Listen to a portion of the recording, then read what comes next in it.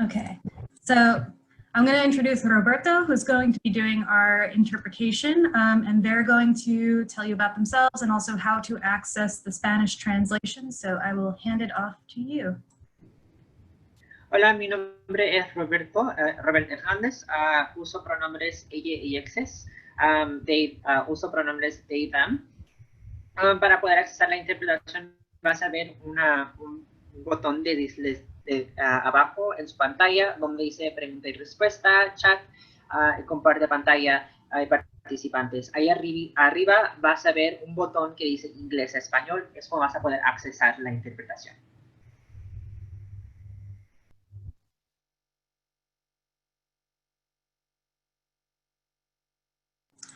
Cool, thank you so much. And so welcome, Ya'atesh e Brittany Inishye. My name is Brittany. I'm calling in from occupied Tohono O'odham land. And I think it's important for everyone to acknowledge the land that they're on. So if you see there's a link, native-land.ca, and that's a great resource to check out what lands you're occupying. My pronouns are she, her, hers, ea. And I work as a Saving Life on Earth campaigner for the center, which basically means that I work across multiple campaigns, but especially with Borderlands. And I'm honored to work for an organization that has half a dozen lawsuits and going against the border wall and militarization. So some of the photos on this little slide are of me at various actions, from Las Cruces to Organ Pipe. But one that was a big honor was being asked to present on the environmental impacts of border militarization at the United Nations Permanent Forum on Indigenous Issues. So that was an all Indigenous FEM panel talking about the different impacts of border militarization, which was really special to be a part of. So this is a tie-in, to the campaign I work on, because the species of the borderlands do not recognize borders. Borders are a tool of colonization, and we need to dismantle the systems of militarization on stolen land. And so before I pass it off to our speakers to go kind of more in depth with everything going on, there's a few little housekeeping rules. One, the chat is disabled because folks had said it got distracting. But we will be having a Q&A at the end, and that you can write your questions in the Q&A box, and we'll be recording those and get to those at the end. And then for folks whose questions don't get answered, there's a Slack. We'll be on Slack tomorrow, Lakin and I, to answer any other questions from noon to 1 p.m. Pacific time. He'll also be receiving an email with information on how to call Senator McSally and Senator Sinema to urge them to stop the border wall construction and save the Arizona Trail and protect jaguars and such. And with that, I'm gonna pass this to Lakin to share a little bit more about himself. Thank you so much, Brittany, and honored to be here with you, Roberto and Randy, to talk about what's happening in the Borderlands right now. My name is Lakin Jordal. I'm the Borderlands campaigner with the center based in Tucson, which is occupied O'odham land. I guess I wanted to talk a little bit about how I came to this job, and those are the pictures that you see on this slide. Fresh out of college, I actually got what I considered my dream job with the National Park Service, which was helping them write wilderness stewardship plans for wilderness areas, national parks, and monuments across the West. Both of these photos are actually pictures of the actual US-Mexico border. The top one is the Rio Grande River in Big Bend, which is one of my favorite places in the world. And the bottom one is the Ajo Mountains in Organ Pipe Cactus National Monument. And in my time working with the Park Service, I was just completely stunned to realize how much border security operations were damaging these spectacular public lands, these beautiful wilderness areas. And I was actually really enraged to see just how unwilling the Park Service was to stick up for these resources and actively fight against this narrative that border walls, that border militarization will somehow be beneficial for this country. So during my time with the Park Service, I realized I wanted to work in an organization that actively spoke out against these travesties. I wanted to work for an organization that would litigate against border wall construction, against militarization, and I wanted to work at an organization that valued Indigenous land and wildlife the way that I do. So I'm really thankful I found a home here at the center. I'll pass it over to Randy now.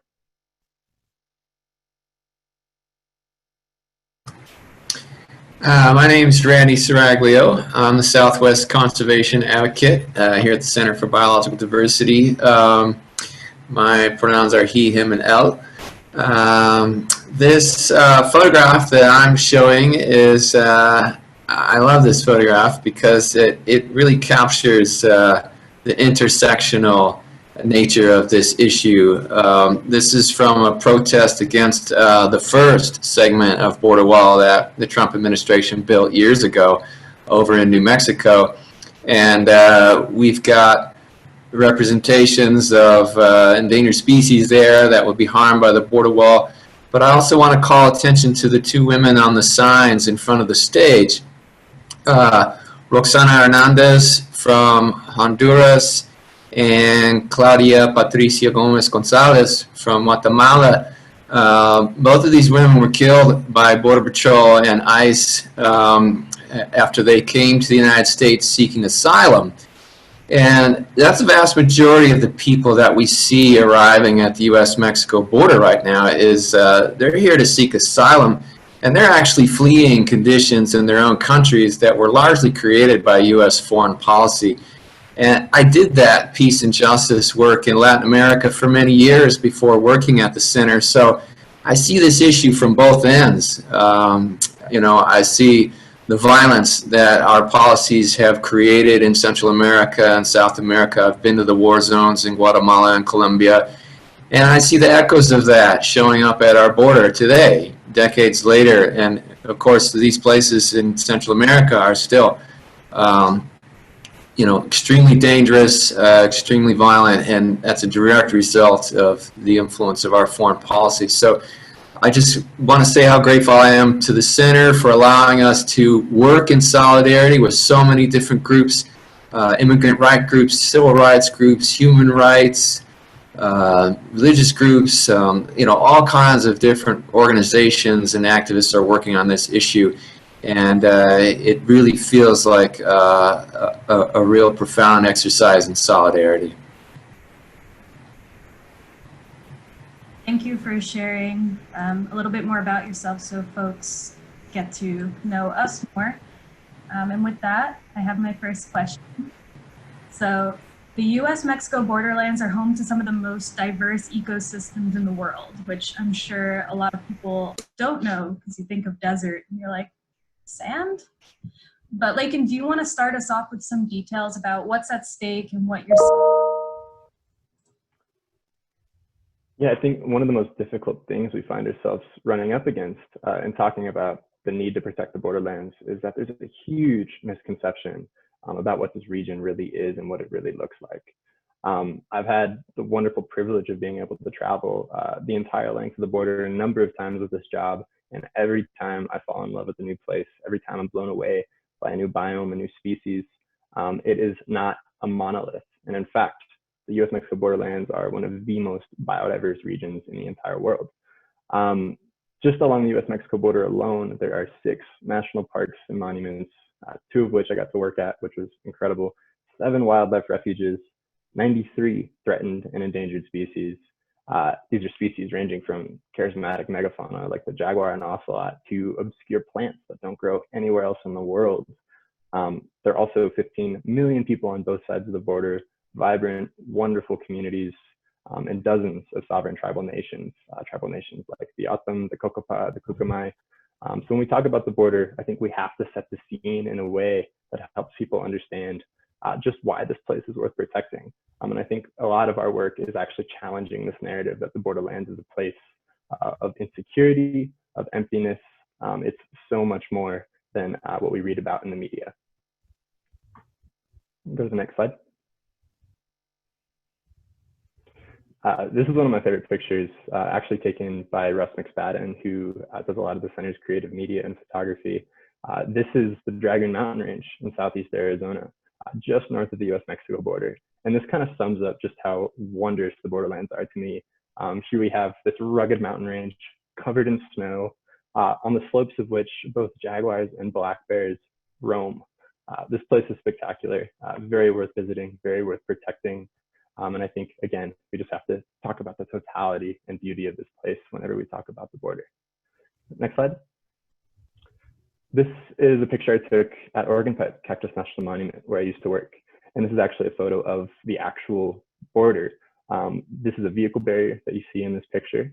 It's a small post and rail fence that was designed to stop vehicles from driving into the country. It poses almost no barrier to wildlife migration. And as you can see, it's a pretty small 2-track road along the border here. Next slide. This is a picture I took from that exact same location just a few months ago. The wall is being built across some of the most spectacular wildlands in Arizona, places like Oregon Pipe, places like the San Bernardino Wildlife Refuge, the Buenos Aires National Wildlife Refuge, the San Pedro Riparian National Conservation Area. We are seeing these massive 30-foot concrete and steel walls rip across our state and across the borderlands, leaving total destruction in their wake.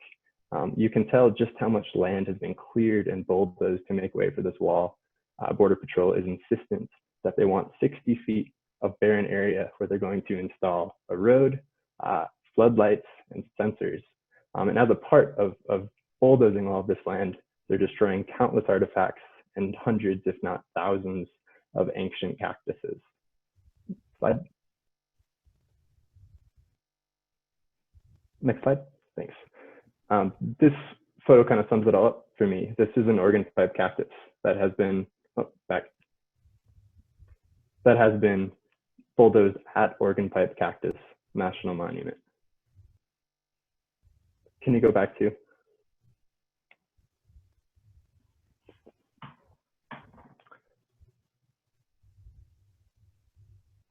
Anyway, so this is the exact reason that this monument was established. This place was established to protect the Oregon Pipe cactus, which grows nowhere else in the country. And here we see the Trump administration destroying the species that this place was established to protect in order to make way for the border wall. Next slide. I took this picture of 2 beautiful ancient Swara cactuses at Oregon Pipe a few months ago.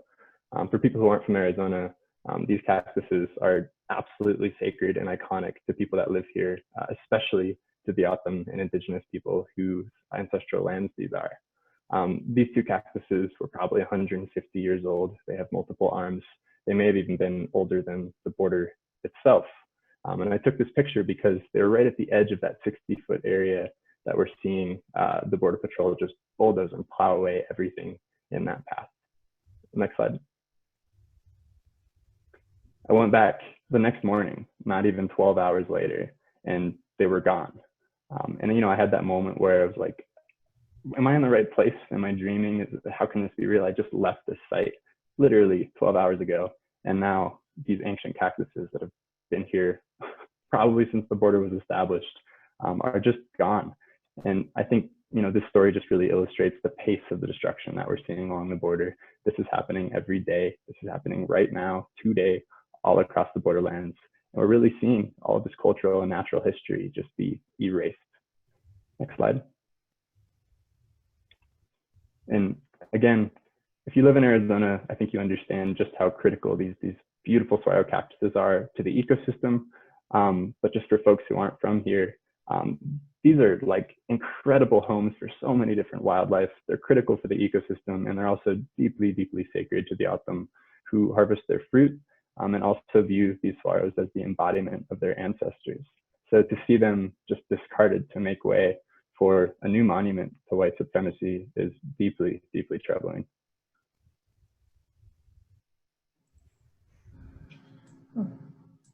Oh, next slide. Yep. And this is another drone shot that we took in the Cabeza Prieta Wildlife Refuge. I think this picture does a job of just illustrating how absurd building a border wall through a rugged granite mountain range is. This area is the heart of the Hiached O'odham homeland. It's an important corridor for desert bighorn sheep. The one thing it is not is a smuggling corridor. It is almost impossible to walk across these mountains. And the scale of destruction that we're seeing by this administration, they are quite literally blowing up any mountain range that's in the way. They are destroying everything in their path to build this wall. And of course, they're doing it at a pace that doesn't allow for any sort of analysis of the damages that they're doing. And this is what we're fighting against. Yeah. Thank you for sharing that, Lakin. One thing too, your audio is a little muffled, so maybe speak closer to the microphone. Some folks had noted that. And okay, so my next question is, so Randy, you've been working on this issue for like 20 years. What's changed in that time? Well, border wall construction started in the mid-90s under the Clinton administration, but at first it was just short sections of wall in urban areas. And then two new laws changed everything. The Real ID waiver of 2005 gave the Secretary of Homeland Security the authority to waive any and all laws to speed up border wall construction. And the Secure Fence Act of 2006 mandated that 700 miles of border barriers be constructed. So in the rush to build all those miles, the Bush administration waived dozens of laws that would normally protect people and the environment from harm. So in the next few years, about 650 miles of border barriers were built without any serious environmental review, and the results were predictable. Border walls were built in places where they should not have been, and no matter where they were built, they caused a lot of problems and damage. We saw massive floods like this one that knocked down multiple stretches of wall. This is an example from Nogales, Arizona. We saw wildlife blocked from their normal migrations, cut off from water sources, mates, and foraging grounds, all their normal movements interrupted. And about half of what was constructed in the 2000s was vehicle barriers, as Lakin pointed out, which allow most wildlife to pass freely. There's a mountain lion going under a vehicle barrier in New Mexico in this shot. But a lot of what the Trump administration has been doing the past few years is converting those vehicle barriers to border wall, which is essentially the same effect as building a new border wall. So, of course, the Endangered Species Act is one of the laws waived every time that there is border wall construction. So now I want to focus on a flagship species here in the Southwest, endangered jaguars, because everybody loves jaguars. We've had at least 7 jaguars photographed in the U.S. in the past 25 years, with 3 in the past 5 years, all of them male. That last slide was the famous Jaguar El Jefe, who lived in Arizona for about 4 years and became a rock star when the center released a video of him that went viral in 2016. He has since disappeared. This slide here, actually, can we go back one? This slide is the Jaguar Yooko, which is the Yaqui word for jaguar. We worked with Tucson's school children to come up with names for these cats, and tragically Yooko was killed by a rancher in Mexico in 2018. Jaguars have unique markings, so when a photo of his pelt surfaced, we knew that it was him. We could tell. So in this next slide, we see sombra, which means shadow in Spanish. And this is the only cat that we know of that's still alive in the U.S. at the moment, although there may be more, and there probably are others that we don't know about. So this slide, I like to show this because it shows how the border makes no sense at all from an ecological perspective. It cuts right through the middle of all these different ecoregions. The international border means nothing to nature or wildlife unless, of course, there is a wall there.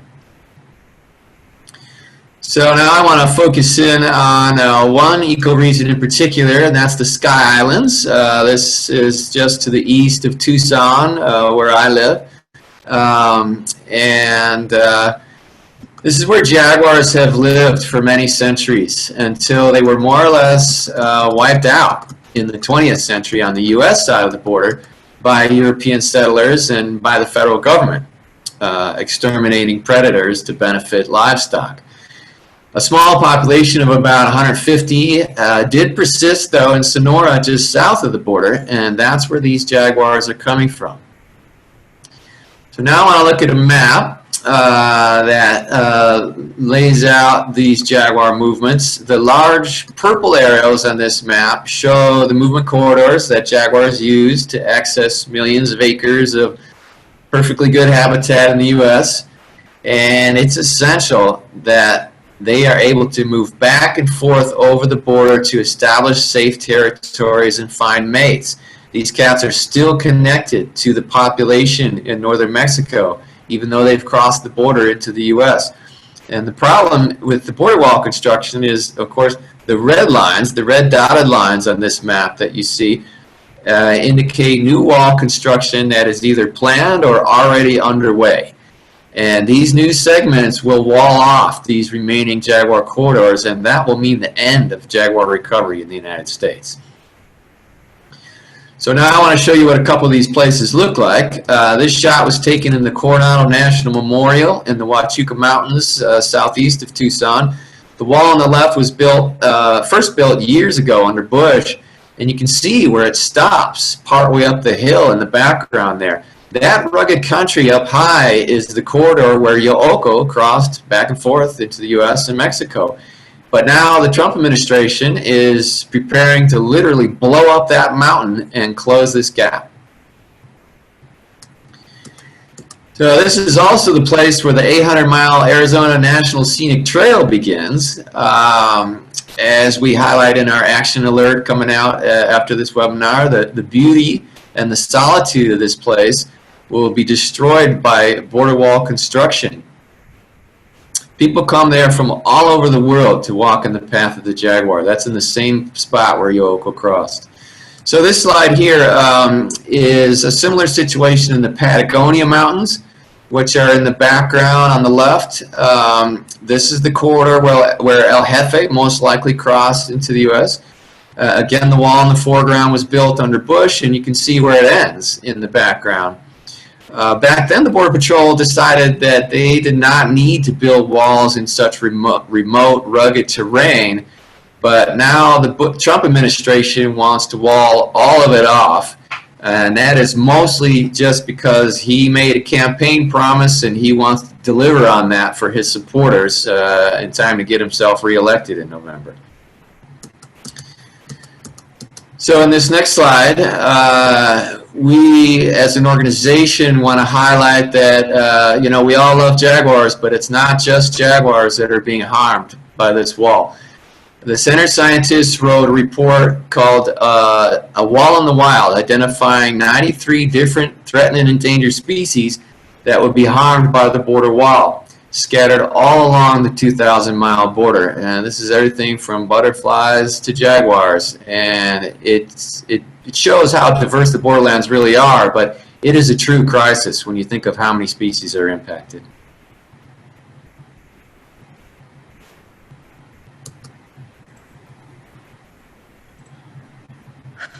Yeah.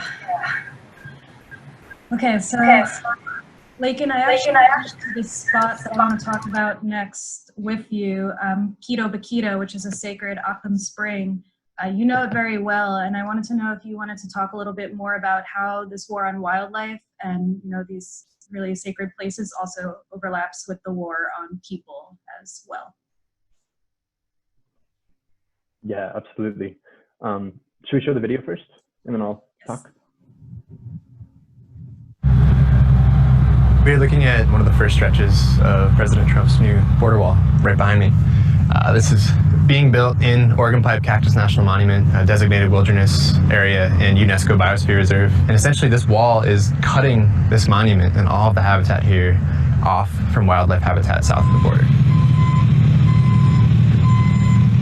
There's been a lot of confusion, especially in Washington, about whether or not this is new wall construction. And I just want to point out the barriers that were here before this are waist-high vehicle barriers. You or I could jump right over them. Wildlife can pass over or under. And I think specifically Democrats in Congress have tried to minimize the fact that brand new wall is being built, and it's devastating for the environment here.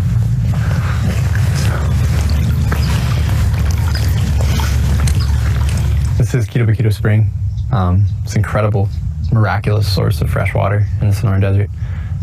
It's really the only source of water like this for hundreds of miles. And wildlife come here to drink, birds come here to stop over on their migrations. And as you can see, it's just lush, densely vegetated. The air smells sweet. It's a sacred place. We're about 150 feet north of the border, and the wall is planned to be built right along the border there. So if it is built, we would see it towering over the trees there. We would see this spring blasted with floodlights. It would cut off all wildlife in Mexico, all wildlife south of the border, from coming here to drink. And it would change this place forever. There's no way around it. There are 2 endangered species that live nowhere else in the country except for this spring. A pupfish and a turtle could be the first species driven extinct by the border wall. This spring is sustained by the same groundwater that Border Patrol has tapped to mix concrete for the border wall. And it's not like they would need to suck the aquifer dry to deplete the flow to Ketobukito. If the water table lowers even a foot or two, if they change the pressure dynamics in this aquifer, we could stop seeing flow to that spring. And it's pretty simple. That would mean extinction for these species. And of course, if we lose any species, I think all of life is a little less rich for all of us. It's not something we should take lightly.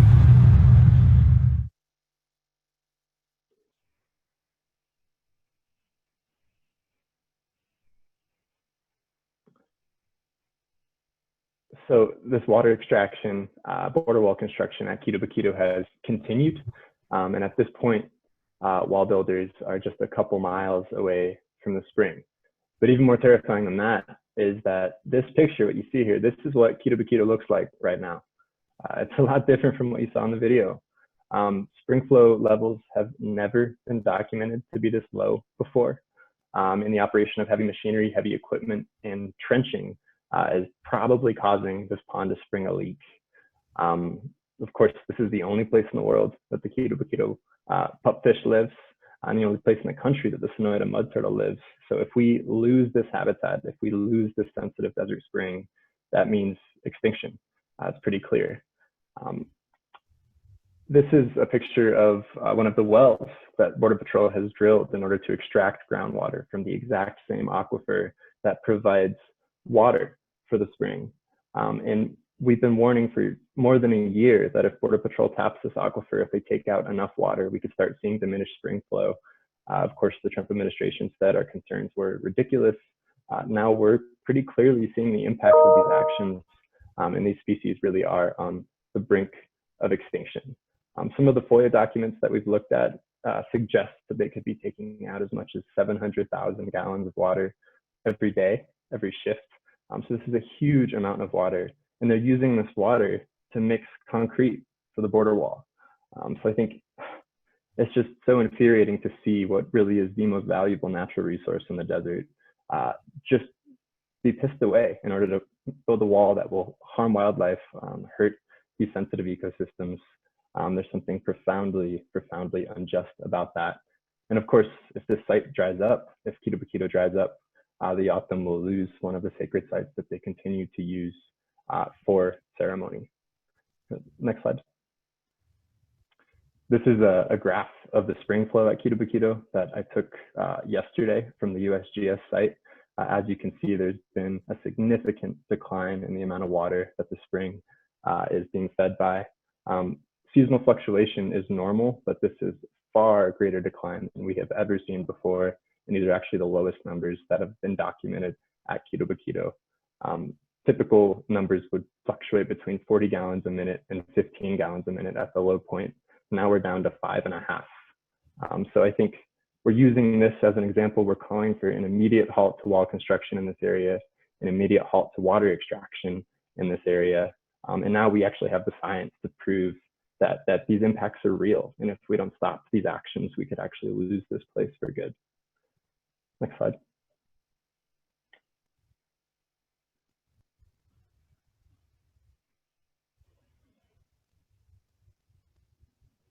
Next slide.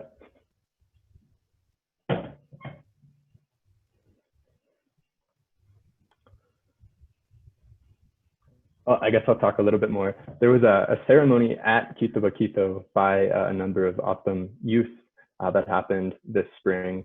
And it was a really powerful ceremony where people actually went to the spring to reaffirm their commitment to fight the border wall and reaffirm the sacred nature of that spring. I think we're having some technical difficulties in terms of the slideshow. Is everybody else still stuck on the USGS slide? Okay, here's a picture of the ceremony of the autumn.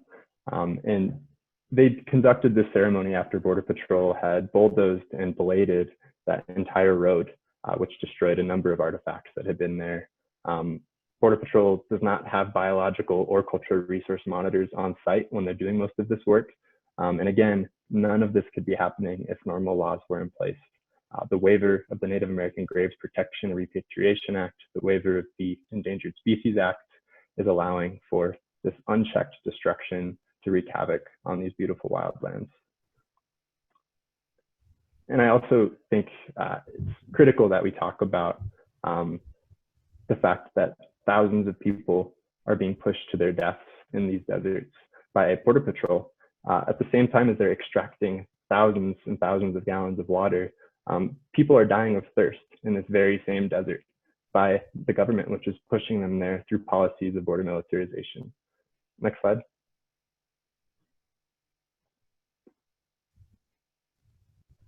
So this is a map that shows where bodies have been recovered in the Sonoran Desert. Each one of these dots shows a location where the body of a migrant was found. This specific map shows the migrant deaths that have happened up to 2004. And the next slide, which we'll see here, shows the number of places that we've seen bodies recovered since then.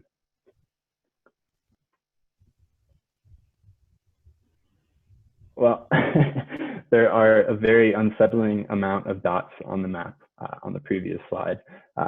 At least 8,000 bodies have been recovered in the desert, in the borderlands. The number of migrants who have died making this journey is probably twice that. A lot of bodies are never recovered, and bodies decompose very fast in these rugged environments. Next slide.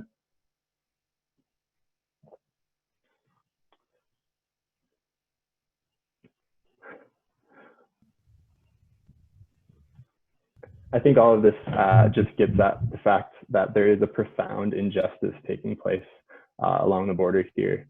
We're watching endangered species be pushed closer to extinction, and we're watching thousands of people, thousands of asylum seekers and immigrants perish from the same policies that are causing these species to be pushed closer to extinction. And a journalist and friend of mine, Todd Miller in Tucson, has a quote that I think really just sums up the situation that we're seeing here on the border. And his quote is, "The border has become a place where the world's most powerful military faces off against the world's most vulnerable people." And as a result of this, we're also seeing the cultural and natural history of the borderlands be completely destroyed. Yeah, and with that, you know, we've been talking a lot about border militarization and how it's not just the border wall. So, Randy, do you want to talk more about, you know, what other, you know, impacts border security is having?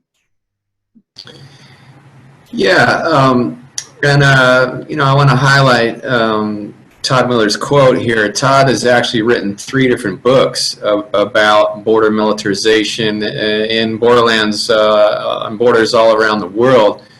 His first book is called Border Patrol Nation, and it really gives you a sense of what border militarization looks like and feels like to the people down here on the southwestern border who have to endure it, have to live with it every day. Highly recommend his work to understand more about the human aspects of this issue.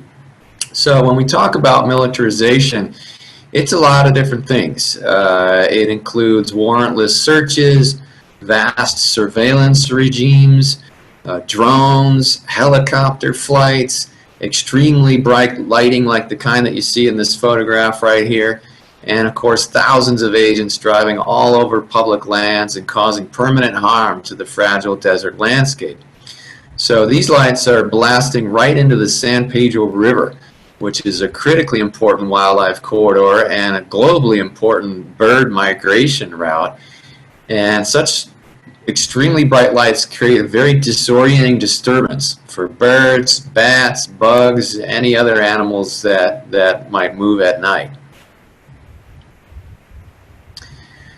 This slide here is what's called a forward operating base, and that is a military term, and that's exactly what it is.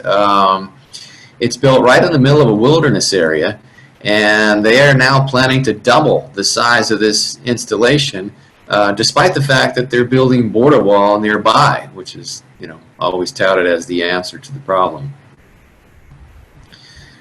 So this slide here is a drone shot that we took to give you an idea of the scale of the destruction and the disturbance along the border. This is a staging area just west of San Bernardino National Wildlife Refuge in southeast Arizona, and it comes complete with its own concrete plant. They are pumping 100,000 gallons of water per day out of this aquifer, which is just literally destroying the springs and the aquatic habitat that support 10 different endangered species that the refuge was created to protect. So we've seen this pattern over and over up and down the border. And it's really outrageous the way Border Patrol and Homeland Security completely disrespect other federal agencies, landowners, land managers, local communities in their rush to build the border wall. Yeah, it's completely insane to witness. And you know, there's so many people who are fighting this border militarization. You know, Lakin, do you want to talk more about the resistance to the border wall and related infrastructure? For sure. Yeah. So all across the border in all 4 border states, we have had massive protest demonstrations, some of which have been over 1,000 people. The center's been involved in a number of those demonstrations. And I just want to make it really clear that people are standing up, people are fighting back, people are doing everything in their power to stop this destruction, especially because we have been so silenced. The government has just steamrolled over any sort of public input. There have been some really inspiring protest actions that have taken place, specifically over the last year. This picture is from an action at Oregon Pipe that we put together along with the Hyached Awesome activists who are protesting wall construction there. And that is indeed a Sonoyta mud turtle costume in the background. That's also the center's Nevada director, Patrick Donnelly, in that suit. This action, I think, was specifically powerful. It came on the 30th anniversary of the fall of the Berlin Wall.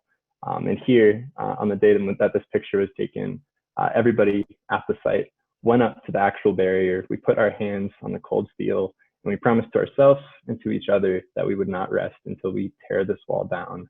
And that's what so much of this movement building we're doing now is about. Next slide. These are more pictures from that same demonstration, which was really a spectacular day. After this demonstration, we all went to Ketobukito for a ceremony that was led by the Autumn. And there was just really powerful feeling in the air that day. Next slide. One more. There have been a number of sustained protest actions, specifically in and around the Autumn Nation, protesting the blasting of sacred sites, the destruction of artifacts, and the walling off of these critical wildlife corridors that are so important to the ecosystem in the Sonoran Desert. I think we had a ton of momentum going right when the pandemic struck, and that's been really difficult because that basically caused a lot of these actions to be delayed and to stop. But so much else has happened since then. Next slide. And now we're actually seeing another resistance movement crop up, led by indigenous folks in California. The Kumeyaay Nation has actually been out every week, putting their bodies on the line to stop the blasting of an area that they have cultural artifacts in. Border Patrol has refused to consult with the tribe. They haven't had any archaeological monitors on site in this area. And these activists actually showed up the day that dynamite was in the ground, scheduled to be exploded, and they stopped the blasting. They came back the week after when Border Patrol was going to blast again, and they stopped it once again. Tomorrow, we've learned that DHS plans on trying to detonate once again, and I think they'll be met with another wave of activists pushing back. So I think, you know, this is exactly the kind of movement that we need to be building right now. These are the folks we need to be supporting and amplifying the message of. And this is exactly the kind of activism we need to see in order to make sure that as soon as Trump is gone, as soon as he's out of office, we're able to stop construction on day one. Next slide. And that's the kind of resistance that gives me hope. And here at the center, we have a set of clear demands for justice for the borderlands. Number one being that the next administration immediately on day one halt all border wall construction, cancel all of the border wall contracts and send those construction workers home. Number two, we want to see barriers actually removed and torn down in areas like Oregon Pipe and wilderness areas and wildlife refuges, and of course in culturally significant sites where they cause a lot of damage. And number three, which I think is just as important, we want to see compensation, reparations effectively for tribal nations and for border communities that have been harmed by the Trump administration. And we want to see the environment rehabilitated and restored. You know, there's no way to put a price tag on sacred sites or wildlife that are pushed closer to extinction. But I think it's really clear that the government owes a great debt to the people, wildlife, and the landscapes of the borderlands. And here at the center, we're going to continue to fight to make sure that happens. Before we wrap up, I also just wanted to plug my Twitter, which we're posting every day, new pictures and videos of actual construction on the border, of resistance efforts, and I continually help people get involved in this fight and provide action alerts and updates through that platform. Thank you, Lakin and Randy. Shameless plug, that photo is one of me after like an 8-mile hike through the San Bernardino Wildlife Refuge, and then over, you know, a couple miles to get to this part of the wall that they were building. It was a pretty heavy day, and this is a heavy topic, so take a breath, everyone, real quick. And you know, one way we can all kind of help today is after this, y'all are going to get an email that has a link to click, and you'll get like a call script page with both phone numbers for Senator McSally and Senator Sinema. And basically, we hope to demand that they stop the border wall construction and you know, save the Arizona Trail and such. So again, just want to, before we get to question and answers, want to say thank you to Roberto for translating. Like huge round of applause, because it's not easy work, and thank you so much. And then thank you to Lakin and Randy again for, you know, all the work that you do and being here. And thank you to Karina and Griselda for doing all of the tech and back end stuff. Y'all are amazing. And thank you to the like 400 something folks who are on today. That is really amazing, and it's been an honor to share in this space with everyone. Okay, so now it's question and answer time. So we have about, like, give or take 15 minutes. If your question's not answered, Lakin and I will be on Slack tomorrow. Okay, so first question will be, assuming the current administration is not reelected, what are the possibilities of reversing the damage that has been done at the border and or removing portions of the whole wall that has been built?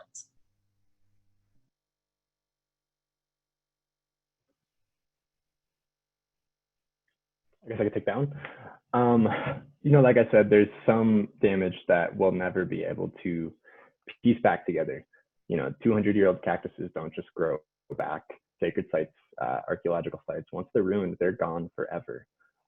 But I do think it's really important to note that in terms of wildlife corridors and migration, as soon as we take these walls down, wildlife will again be able to move freely through these areas.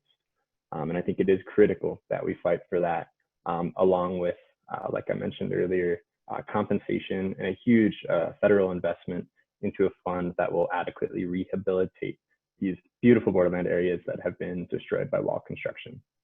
But I also think it's important to note that it's not a given that the next administration will do this. They're going to need a lot of pressure from us, and all of us are going to continue to have to fight this fight, even when Trump is gone.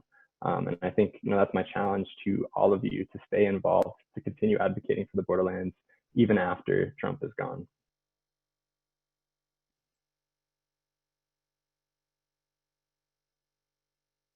Thank you. Okay, next question. Do you work with tribes on the border, and are the tribes filing lawsuits?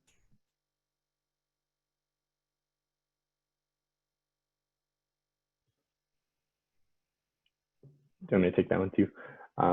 Yeah, so we do work closely with both tribal members and tribal governments on these issues. I think specifically with the Atam, we have worked with a number of really wonderful tribal activists.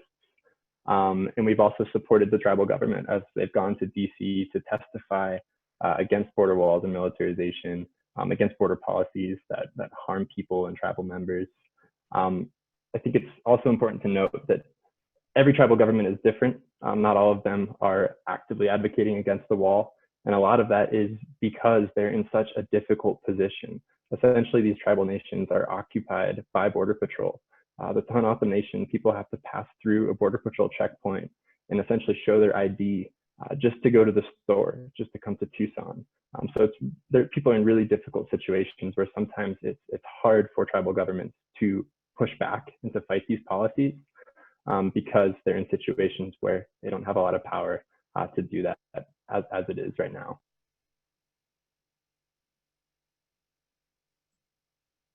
Okay, and next question. Can we do something against the companies that are making millions with building this disastrous wall? Yeah, I can take that one, Brittany. You know, a lot of what's driving this border wall situation is corruption. We're talking about billions of dollars that are on the table right now, and there are companies scrambling to get it by hook or crook. Fisher Industries is doing a lot of the damage here, as well as in Texas. And of course, they made huge campaign donations to the Trump campaign, and they went on Fox News and they talked about how great they are. And so they're being investigated right now for possibly violating laws. And I will point out too that the Trump administration has added a new list of laws that they've waived for construction in this latest round, and that is procurement laws, because they don't want procurement laws in their way when they're handing out billion-dollar gifts to their supporters. So this is a very sleazy situation, and bringing shame against Fisher and against companies like Kiewit is another company that's profiting hugely from this scheme. Might help to dissuade other companies from jumping in and attempting to do this work. It's like what we see with military funding a lot of times, is that there's so much money on the table that there's a lot of corruption that's tied to it.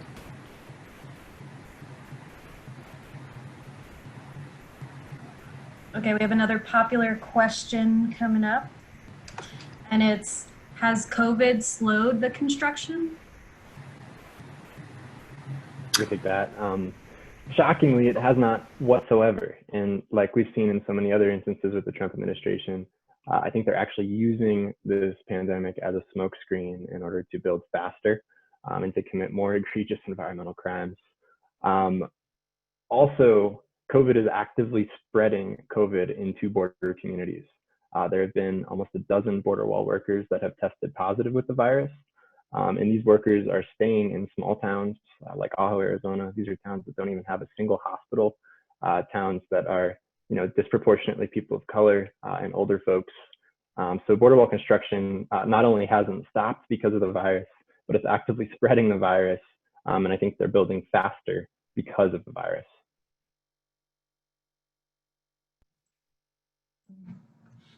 Just shows how dangerous it is on multiple levels. So we got a question about border security, and I think we definitely want to address that. Randy, if you want to take that question. Yeah, a lot of folks who don't really know the borderlands and don't know, what it's like down here are sometimes misled by all the propaganda that we see with this issue. In my mind, this is one of the most misunderstood political issues in our country. And what people don't realize is that right now, the U.S.-Mexico border is far more secure than it's ever been in the history, in the multi-century history of these countries. Apprehensions at the border are way, way down from what they were back in the 2000s.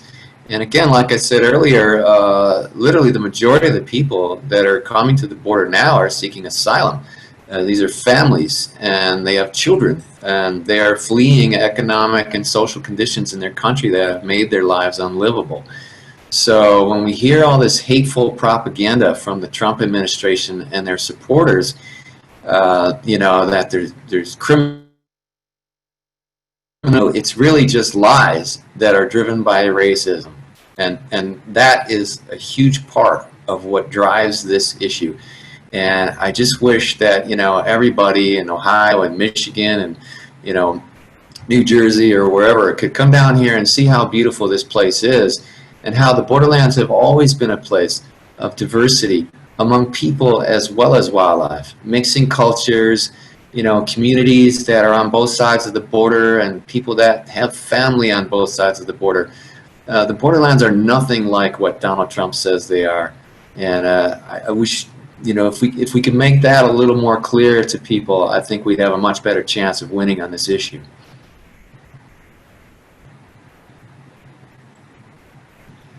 Yeah, thank you for answering that. So our next question is going to be, how is the Center for Biological Diversity working hand in hand with organizations and communities directly to push back beyond the environmental scope and build the solidarity described in the introduction?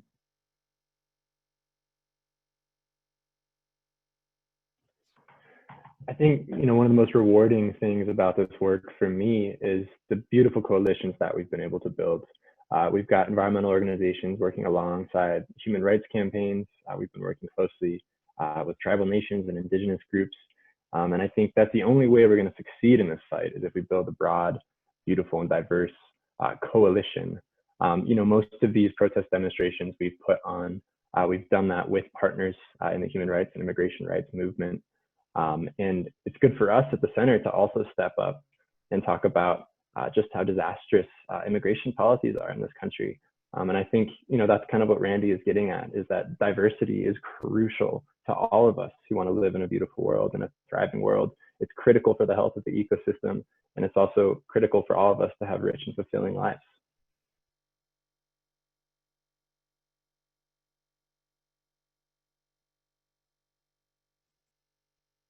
Okay, cool. So we have time for a few more. This one's about jaguars. And it's, do jaguars and cougars compete for prey and territory? Yes, the short answer to that question is yes. In the wild, a lot of species compete with each other, or even within individuals in their own species. That's how nature works. But it's not like there's constantly, street fighting with jaguars and cougars, or puma as we call them down here. They often avoid each other, either spatially or temporally. So one will work at night, the other will work during the day. They establish territories, and they will sometimes make sort of an uneasy truce. But in the end, if a jaguar has to kill a mountain lion to ensure its own survival, sure, it would do that.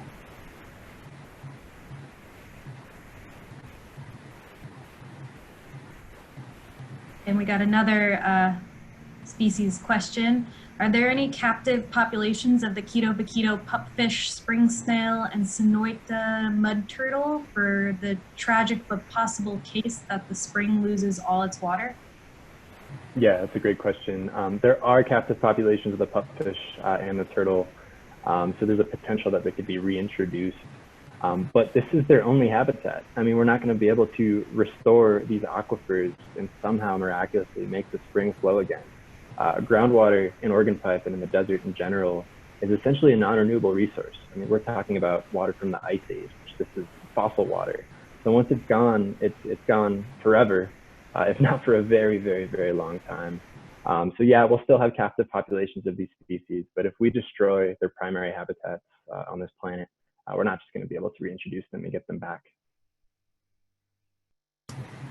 Just very quickly, I would add to that, it's the same situation in the San Bernardino National Wildlife Refuge, where they are capturing endangered fish and setting up refugia because the water is literally disappearing from the ponds and the springs where they live.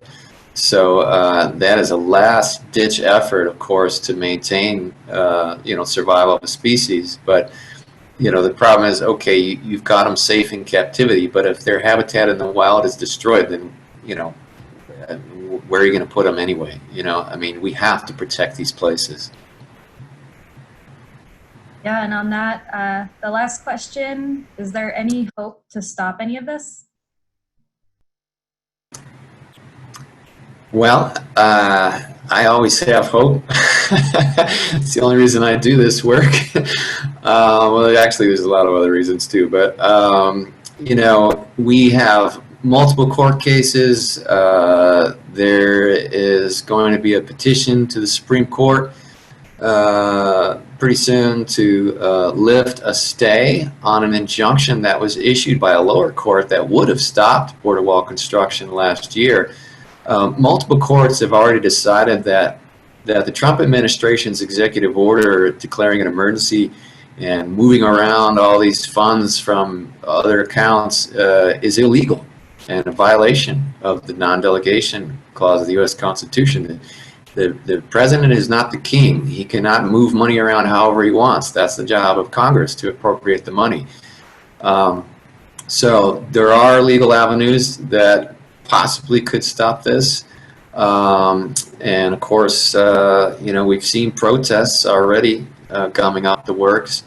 But in the end, we need different policies. We need to have different border policies that are rooted in a sane and balanced approach. There's no reason to completely destroy the borderlands in order to get an illusion of border security. And I'll just add real quick, I think if there's one thing that the Trump administration has done, it's that they have shown the world just how much the border wall is nothing more than a campaign prop.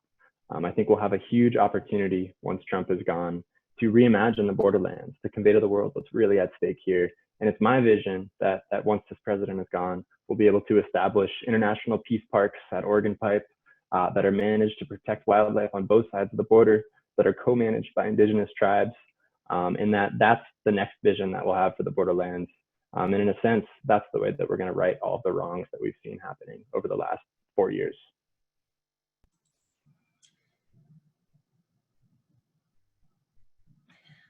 All right, well, we are out of time. Thank you for joining this webinar. Again, thank you to everyone. Remember, borders aren't real. We are on indigenous land. Butterflies do not recognize borders.